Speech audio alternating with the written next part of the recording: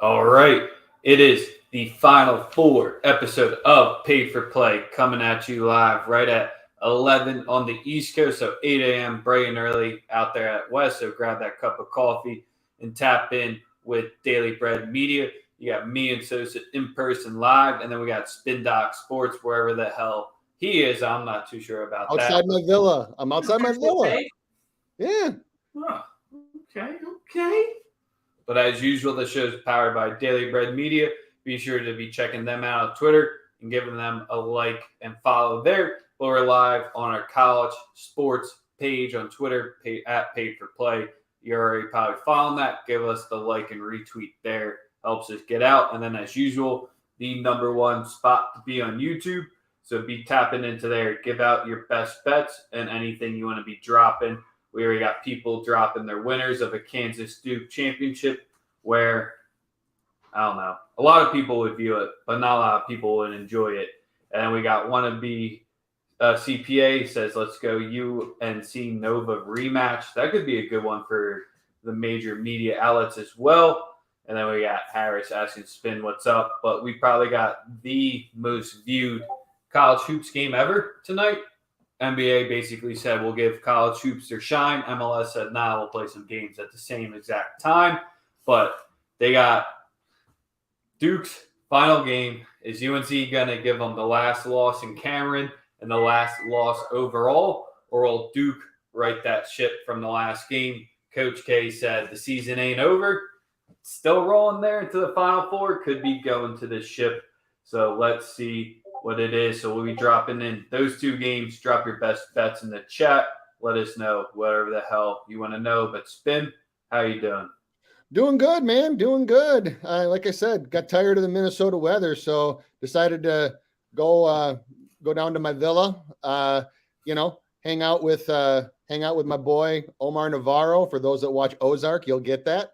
No. Doing good, man. It's Final Four day. And even though I personally think that this is kind of like the anti-March Madness Final Four, because it's like four of the most storied programs in the country and four high seeds, it's still two really good games is what we should get. So, as a basketball fan, you can't knock that.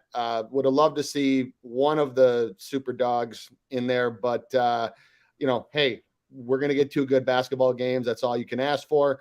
Also wanted to give shout out, speaking of Minnesota, to Paige Buckers and UConn. I know, so I'm sorry, man. I had to do it. She was rocking the house, man. Last night, there was about like half the freaking crowd came there just to watch her. So it's our hometown hero, and we'll see what happens tomorrow. But this is about the men's. She did her thing. I have to be honest. I have to be logical. Paige Buckers, she showed she was big time.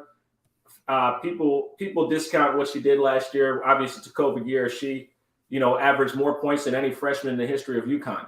That's insane if you think about the history of the program. Yep. I'm not knocking her in any way. Hometown kid. Her father seems like a very cool dude. Outside of the stadium, for sure, definitely a cool dude. Yep. But they're going to get the shit beat out of them by South Carolina. Different conversation, I guess. But I think South Carolina's going to beat the fuck out of them. I hope not, but I think so. I'll put it that way.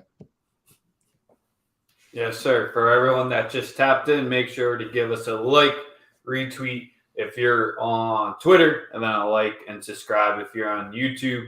But can't really milk it that much more than anything else. Janine finally went to Seton Hall. We expected that. Our main man, Goose, he's usually joining us, but I believe he's on the links right now. He was the first one with that scoop. So good for Goose. Wonder who he'll be rocking with tonight. You can follow him to figure that out. But do we just get into the games already or what? Yeah, let's get straight to it. Obviously, we're going to talk about the lesser of the two. It's kind of weird saying that when it's two programs that have won championships. Well, one's won championships, and then the other one's coached by Bill Self. So that's what we're dealing with here. Two amazing programs over the last 15 years. Recruits, NBA players, system, athletes. We're going to get some of everything. I'm gonna let spin. I'll let you give your breakdown of what you think and what you see, and then we'll go to our picks. So aside from fuck Bill Self, right? Aside from that, we'll put that aside. Okay, because that's just in place forever. But anyways, no, I think that I saw a lot of stuff about because of Nova's injury that like they don't have a chance. They don't like they're just people are counting them out, and I wouldn't necessarily do that. Nova actually has a lot more matchup advantages against Kansas than I personally think would meet the eye. For example, the turnover thing. Turnovers have actually plagued Kansas more than you would think. They're 190th on the year in overall turnovers per possession in forcing them. And in the NCAA tournament, they haven't really gotten, in fact, in a couple games, they've gotten worse. Villanova does a fantastic job taking care of the ball. They're 29th in turnovers per possession. That's actually gotten even better in the NCAA tournament. They're one of the best teams in the tournament in taking care of the ball. The other piece that I really look at this stage of the game, especially when you have two teams that have this much talent, is on the boards. So Villanova is 74th in offensive rebound percentage for the season, and they're actually one of the top teams in the NCAA tournament in the same metric. That's a real awesome feat when you think that they start a lot of wings. They don't have very many traditional bigs. They run a lot of 3-point stuff. So to have that many offensive rebounds, their guys hone in on the ball and go get it. Kansas almost sub 200 in offensive rebounds when you factor in the NCAA tournament. It's been even though Houston shot the ball like absolute just garbage, the offensive rebounds were the one thing that actually kept them in close in this game. So for me, I am going to see here if Villanova gets super overly reliant on the three. Kansas has done a phenomenal job of defending the 3-point shot. I am going to give them a little bit of credit for Houston, but not too much because of the 23 pointers that Houston missed. I think like 7 or 8 of them, maybe more, were like wide open. So it wasn't really anything Kansas's defense did. Houston just couldn't make a shot. So big bricks. Yeah. I mean, just wide open 3-pointers for guys that shoot 35% plus, and they just bricked it.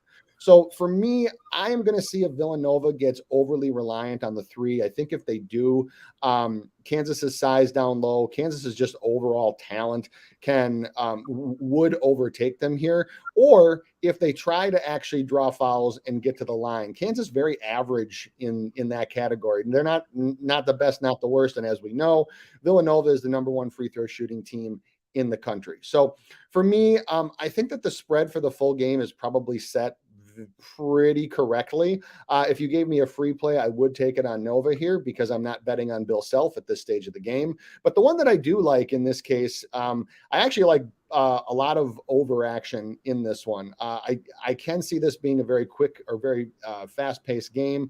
And I can also see this game being close at the end. So fouls and free throws, especially if Nova's ahead, can take you to the over. I am going to go with the first half over 61.5. And I'm also going to go with Villanova's team total in the first half over 29.5. I like the full game over as well at 133. I have this game being played somewhere in the high 130s, maybe low 140s.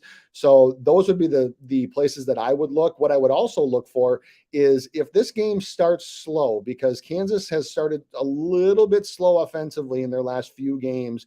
So I would look to see if you can get Kansas's team total for the first half or for the full game at a better line. So as you can see for this game, I am all about the totals. I'm going to go opposite side, I think, man. Really? Why are you going opposite? You going under? Man, listen, the only way that Villanova can win this game is by stifling this team and making it a demonstrative, boring battle where they implement and make the foul line part of the game. There's no way you get into any form of running game with Kansas, especially with Moore out. See, because you can bring the guy off the bench to replace him, right? Because he can give you stuff offensively, right?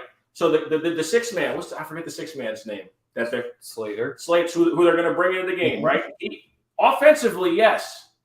Defensively, not the same player by any stretch of the imagination. And no, so yes, the possibility of him getting some more opportunities to score and Kansas trying to push the pace. But Villanova and their coach make sure that they dictate the pace of every single game because the tactical advantages that they possess, they're the best free throw shooting team of all time. I keep mentioning it. They didn't miss in the last game.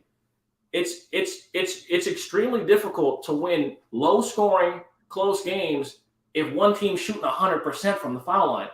And that's what Villanova is going to have to implore, because if this becomes a running match where Kansas is getting the threes up in volume, they could potentially beat the shit out of Villanova. Potentially. I would never say that about any Jay Wright coach team, because they always possess a level of discipline that keep them in every game. But I like the under. I think that Jay Wright will force it to go under. My biggest thing in this one was when Kansas flipped the switch, it's when they started to make Miami turn the ball over completely and got them to play in transition. I think Jay Wright has more than enough time to scheme it up. That's where Spin attacking the first half, I think, is a good way. But I can still see Nova winning this one outright. They have to completely neutralize McCormick's size, because if Lightfoot comes in, I think Nova should be more than okay with that. That's any type of Big East center that they've seen. McCormick's a little bit of a different beast, and you saw him implant his will there. So that's where Nova's going to be playing extremely slow. I think we get 20 seconds off the shot clock. And I think we could see Kansas potentially start pressing in the second half. I know Sosa says you don't want to press Nova, but that's the only way that Kansas can get Jay Wright to get out of his pace and style is to do the press. So I think you'll see a bunch of 8-2 runs in this game from media timeout to media timeout, because I think Self can be good enough to make the adjustments in the game, come down to the last 5 to 10 minutes. I still think we see this one within the spread here. So I'm going to take the 4.5 that's laying out there with Nova at -110 for the full game. Total-wise, I can see this going either way. And then, like what our main man Chuck's saying, I could see this going to overtime. I could see the under dying in overtime as well, potentially, even if we get there 50-50. It's sitting currently at 133. But what up, Akbar? We're not at ESPN. Don't talk about that. Yeah. So this is a much nicer studio. But it's kind of just where Caleb Daniels is going to be the X factor. And the one thing that Nova completely showed themselves what they did against Houston was they controlled the paint on defense. And that's kind of where Houston was looking to kick out way more often than not. So Abaji, if he goes for 25 plus, Kansas might run away with this one, because once Abaji gets cooking, it gets everyone a lot easier. But I just think Jay Wright will have Nova more disciplined enough, even when it gets going bad and when Kansas does go on an 8-0 run, it doesn't implode from a 5-point lead to down 15 in 6 minutes to start the second half. Yeah, and where I went with the over, specifically, I like the first half a lot more than the full game. I will say that. However, when I look at overs, there are three things that get you to overs, and they usually play in equal part. Number one is points in transition and a fast and expeditious pace. So we already talked about it. If Villanova plays at a slower pace to begin with, Kansas plays at a fast pace. Who will dictate pace will have a lot to say in where that one goes. Number two is free throws. Obviously, Villanova is stellar at shooting free throws. Kansas average at preventing them. And Kansas makes their free throws as well. Number three is 3-pointers. So extra points with the clock stop and extra points per possession are the things that get you to overs.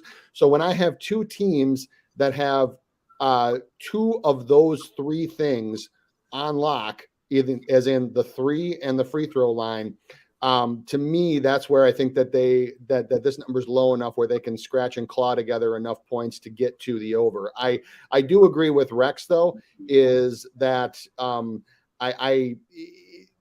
it definitely could go either way for the full game. If you're going to go full game, I would probably do a half or 3/4 of a unit on it. But the one that I'm most confident in is the first half over. And then one last thing, Spin, what you said. I think Nova ends up taking more threes this game than they do 2-point field goals. I think they're going to live and die by a 3 today, and they're going to go complete 5 out. I think they're going to run it more efficiently than Miami did. So that's where I think they hold on a lot longer than Miami. But sure, with the 4.5, I might just go money line instead, because that 4.5 is prime free throws at the end of the game. and at least we'll have Nova, the more reliable team. Do we like Stephen A. Smith? Listen, I learned my lesson the hard way betting against Jay Wright multiple times.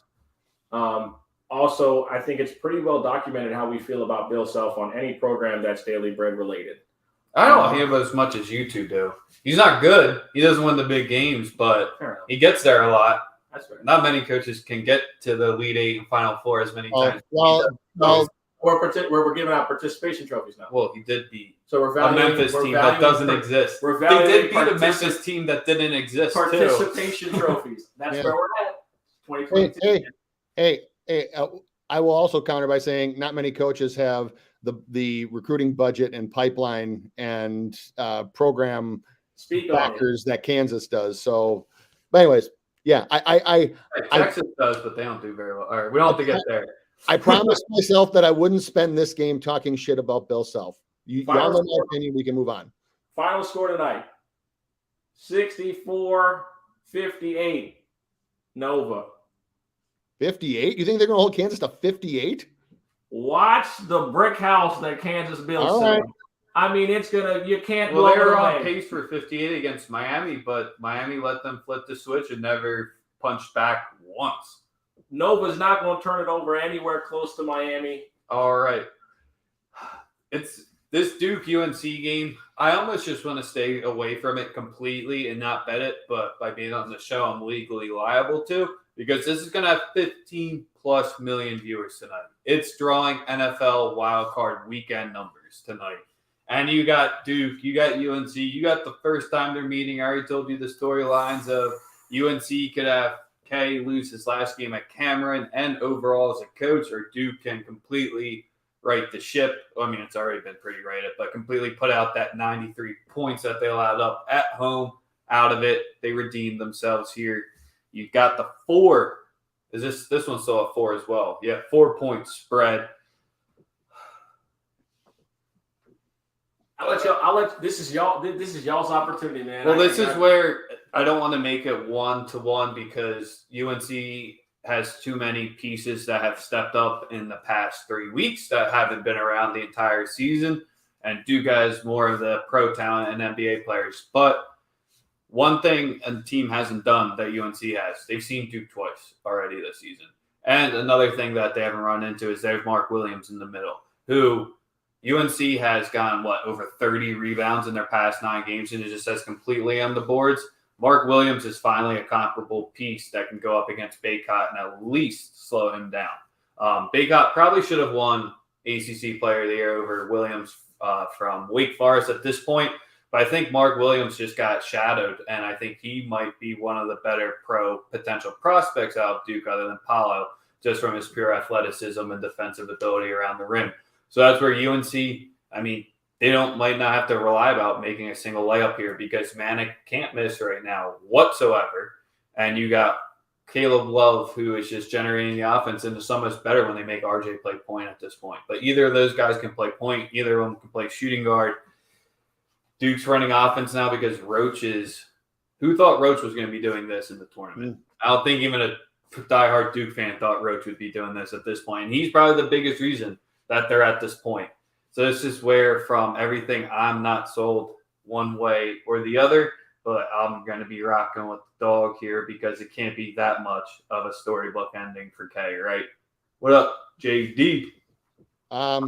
Yeah, I'm going to stick on the first half to this one as well, because my head tells me that Duke wins this game, but I really don't want to bet on them in any way, shape, or form to do so. What I do think, though, is North Carolina, outside of the UCLA game, and actually even then it was still reasonably close. North Carolina has been dominating first halves, and there have been a number of first halves, especially shooting wise, where Duke has struggled. They certainly struggled against Texas Tech. They struggled more offensively than you might think against Arkansas. Arkansas just played absolutely stupid and gave them too many easy shots and easy baskets. So for me, this is a pretty easy play on North Carolina +2 in the first half. I think that if you want to go a little bit bigger, you can also go on their money line at +130. I am very, very torn on the first half total. My numbers say over, but my heart says under, so I might just stay away and see if I can get a better line on it. But for this one, I'm also looking at a few player props as well. Ooh, Chuck finally left the UNC ship. Where'd he go? He's rocking with Duke, but sorry, Spin, continue. Oh, I was gonna say, I'm saying nice things about North Carolina. I thought that. Oh, okay. You're doing great. You're doing great. Go ahead. You're doing great. No. So no, I for me, this is the case with North Carolina where a team is just playing absolutely out of their minds right now. Aside from parts of the first half of the UCLA game, they have just absolutely dominated every other, and then maybe Baylor's comeback. But that was after Manic got kicked out. So with their full complement of roster, except for maybe about a 7 to 8 minute stretch in the first half of UCLA, tell me who they haven't absolutely dominated the entire remainder of this tournament. It's pretty much everybody. So North Carolina, all things North Carolina first half for me. I was going to say, they just have to win the boards. That's the sole reason behind Spin's thing is when you're not allowing the other team to get a second chance opportunity and it initiates their run-out offense where most of the time they'll take a shot within the first 15 seconds to keep them going at your pace. But when you just own the boards at that type of rate, Duke's going to push them in that part. Duke went zone the last game. That was pretty wild against Texas Tech. I think it was a smart move to do. But that's kind of where they can't afford to go zone in this game because of the shooters that UNC has. And that's just kind of where I think we do see an over as well because Duke can't guard shit right now. And man to man, they're just making buckets when it matters. North Carolina, number 2 in the country for the entire season in offensive rebound rate. They're only allowing 18.8% offensive rebound rate. That's actually they're one of the few teams that's actually even better on the road or a neutral floor than on their home floor. And yeah, I know it was against St. Peter's where they had a significant size advantage, but lots of teams had up until that point and got out rebounded by the Peacocks. North Carolina's offensive rebound rate against St. Peter, 10.8%. And if you just, I don't even have time to explain in the deep basketball advanced metrics about just how absurdly good that is to only allow a team to get an offensive rebound on 1 out of every 10 of their missed shots is insane. So yeah, I like I said, I am all about UNC in the first half here. Yep. All right. I think it's Sosa's turn. All right. Class organization over there at Duke University, an amazing, amazing institution. Doctors, lawyers, accountants, tax attorneys, all that good shit comes out of Duke. I love them. They're great, great, great curriculum, extremely intelligent kids. You know what I'm saying? They bring a different type of athlete to Duke, right? Now Nike does it for them. It's not, you know what I mean? They just give them millions of dollars. They pull up and then sign with Nike when they leave. I am the biggest North Carolina fan on the planet.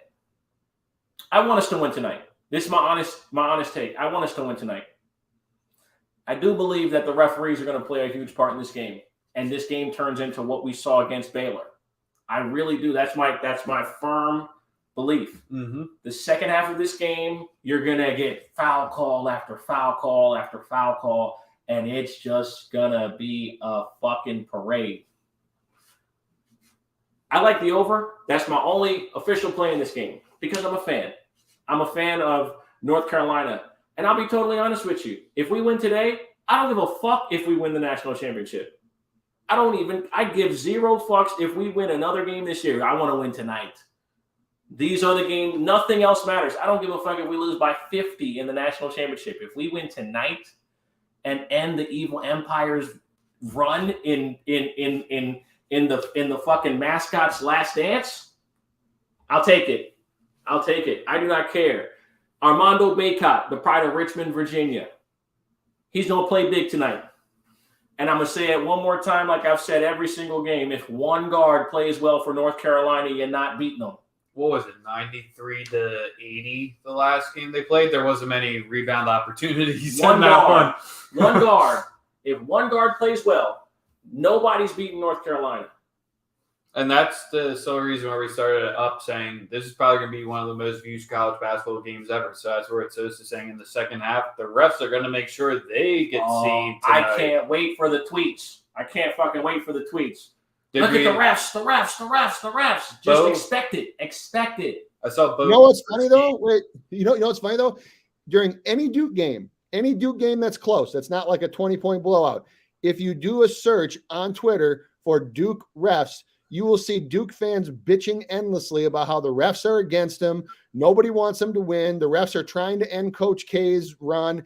And my answer to that, to anybody who might be watching this, who actually thinks that, what fucking planet are you living on? Because it's not Earth. Come back, man. Come back. Please. I expect some high-level basketball, but I do expect for the Zebras to affect the outcome of this game.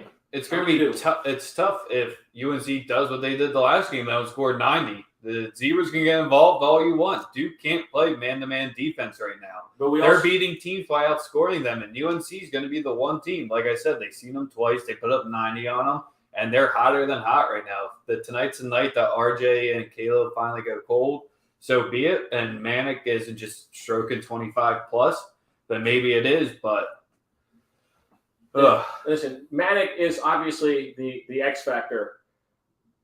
His ability to draw bigs away from the paint is something that's great. And also, our guards are too athletic and shoot the three too well to go zone for prolonged periods of time.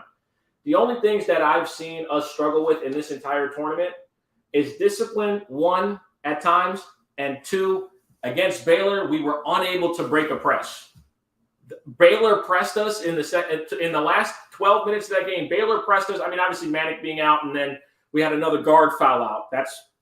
But again, it's Duke can't press you, don't worry. But like I said, Duke can't press you, and we own the boards. The only way I see Duke covering or winning this game is Mark Williams is going to have to play like Hakeem Olajuwon tonight. I mean, he's going to have to get you 20 and 15. He does that, Duke's going to win the game. But if he can't do that, the guard play does not move me. Roach has played good, but they also, Michigan State, they also let Michigan State, a team that we didn't even think deserved to be in the tournament, hang around with them for 39 and a half minutes. So, that's where I'm at. That's where my head's at with this particular matchup. I want us to win. I believe in my squad. I want to see Hubert Davis win. I want to see the Tar Heels win. And I want to see Coach K fucking go out a fucking loser. I pray. Please, God.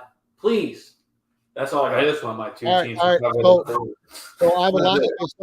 So my line for the game is the over-under on the number of shots that we'll have on just Coach K during this game, whether it's walking into the arena, walking out of the arena. My over-under has got to be at like 87.5 because I have it at 104 actually.